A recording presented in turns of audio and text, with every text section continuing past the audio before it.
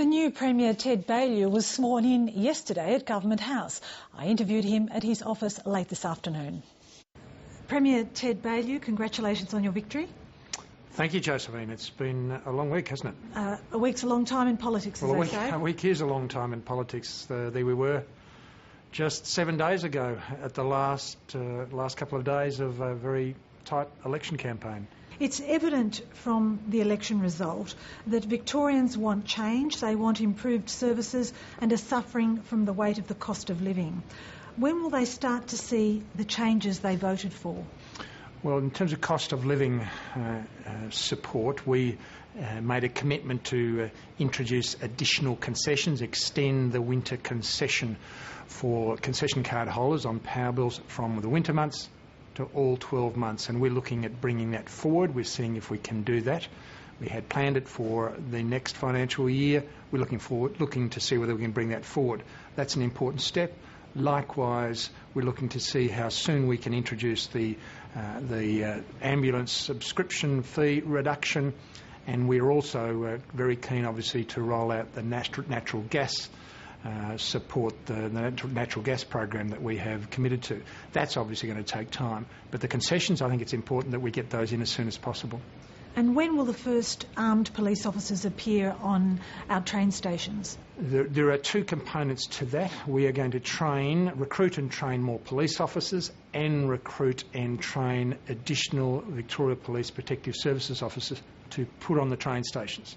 So we have to recruit them and train them. It's an 8-week program, and that will start early next year, and we would hope in the first half of the next year to have the Protective Services officers rolling out onto the stations. And when will hospital waiting times and waiting lists begin to go down? Well, we have a number of steps to take there. First of all, we have to release all the data, and we're going to make that publicly available on a regular basis, as occurs now in Western Australia, and that will assist Victorians to make judgments about waiting lists, and that will be all the data, not just the published waiting list, but the secret waiting list and the outpatient waiting list, as it's done in Western Australia. We also have to deal with the national health reform, and we want to make sure that Victoria is getting the best possible deal out of that. And that means ultimately more beds, and we've made commitments to that. So it's more beds, more medical professionals. That will take a little longer, but we have to deal with an issue of these extraordinarily long waiting lists. So within the first year? Yeah, I would expect these material steps will start to be in place within the first year.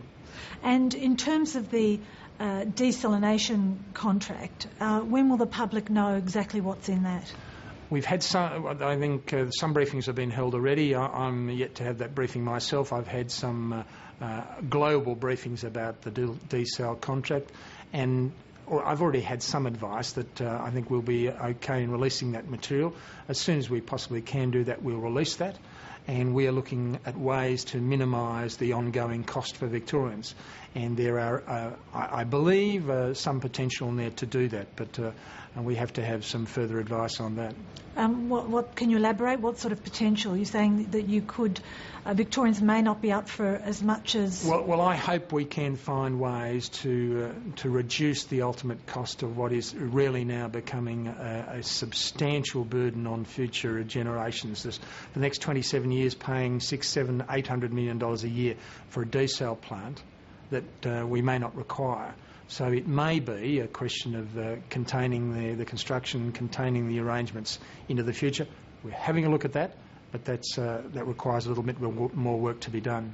Are you saying making the desal plant smaller or modifying the contract? I think there's room for some modifications. But to the plant itself? Well, I don't want to be held to... The various options have been raised with us. We're just going to have a look at that and see what's possible to minimise the cost into the future.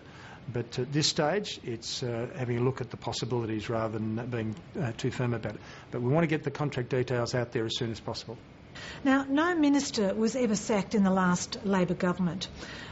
If I recall, you called for Justin Madden, Lisa Neville and Lynn Koski to be sacked at different times as ministers. Now, under your leadership, will ministerial mismanagement in a portfolio be grounds for dismissal? Well, I think the ministers you referred to demonstrated abiding incompetence and over an extended period. and we could run through them. Justin Madden, Lisa Neville. I would argue that their incompetence was systemic, and that was the reason we could not cope with that anymore. And I think the Victorian public had enough too. So clearly, on that basis, they should have gone. And we will have a performance-based cabinet, and I expect our ministers to perform. So if, under your standards, if they perform as badly as those ministers that I've talked about, you would sack them? Indeed, I would expect any minister who performed as badly as those ministers to basically go of their own accord. But really, they put in shocking performances over extended periods. Ted Baillieu, thank you. Thank you, Josephine.